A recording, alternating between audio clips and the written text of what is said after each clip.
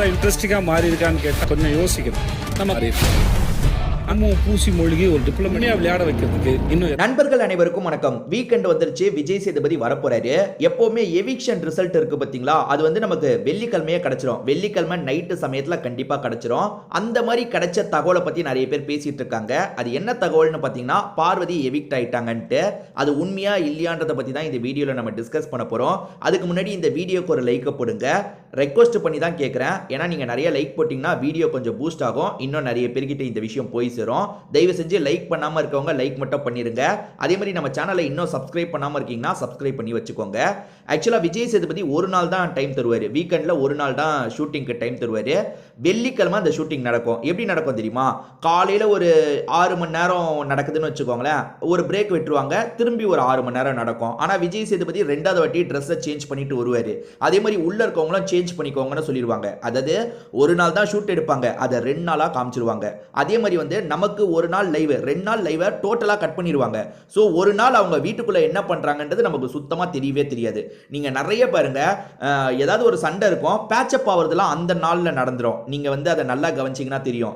வெள்ளிக்கிழமை சண்டை போட்டவங்க திங்கக்கிழமை திடீர்னு பேச ஆரம்பிப்பாங்க. காரணம் அந்த நம்மளுக்கு அந்த கேமரா கட் ஆகுது பார்த்தீங்களா, அந்த பகுதியில் வந்து இவங்க பண்ணுவாங்க.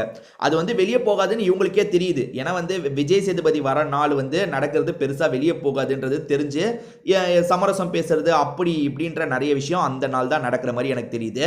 அதே மாதிரி வெள்ளிக்கிழமை ஷூட் முடிஞ்சிருது இல்ல, வெள்ளிக்கிழமை மதியானத்துல இருந்தே யார் எவிக்ட் ஆக போறாங்க, யார் எவிக்ட் ஆக போறாங்கன்ற தகவல் வர ஆரம்பிச்சிடும். சில சமயம் நைட்டு வரும். நைட்டு வரது பெரும்பான்மையா கரெக்டா இருக்கும். ஆனா நேத்து மதியானத்துல இருந்தே ஒரு நியூஸ் வந்தது. அது என்னன்னு பாத்தீங்கன்னா, பார்வதி வெளியே போயிட்டாங்க, பார்வதி வெளியே போயிட்டாங்க.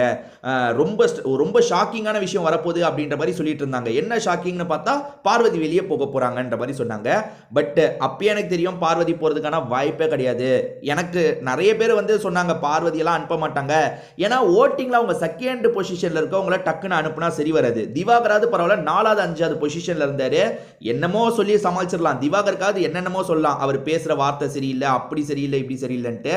பார்வதிக்கு அப்படி சொல்ல முடியாது. பார்வதி போறாங்கன்னு நிறைய பேர் என்னென்ன காரணத்தை சொல்றாங்கன்னா, பிக் பாஸையே அவங்க டென்ஷன் ஆக்கிட்டாங்கன்னு. எங்க பிக் பாஸை பார்வதி மட்டுமா டென்ஷன் ஆக்குறாங்க? இந்த வீட்டில் இருக்க எல்லாரும் தான் பிக் பாஸை டென்ஷன் ஆக்குறாங்க. அது என்ன பார்வதி மேல மட்டும் கணக்கு எழுதிடுறீங்க?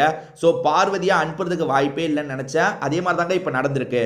இப்ப பார்வதி போல அக்கா தம்பி 2 பேருமே சேர்ந்து போறாங்கன்ற மாதிரி நியூஸ் வந்துட்டு இருக்கு. அதாவது ரெகுலரா நியூஸை சொல்றவங்க தான் இந்த நியூஸை சொல்லியிருக்காங்க. அக்கா தம்பினா யாரு? வேற யாரும் கிடையாது, கனி எஃப்ஜே. இவங்க 2 பேர் சேர்ந்து வீட்டுக்கு போக போறாங்கன்ற மாதிரி தான் நியூஸ் வருது.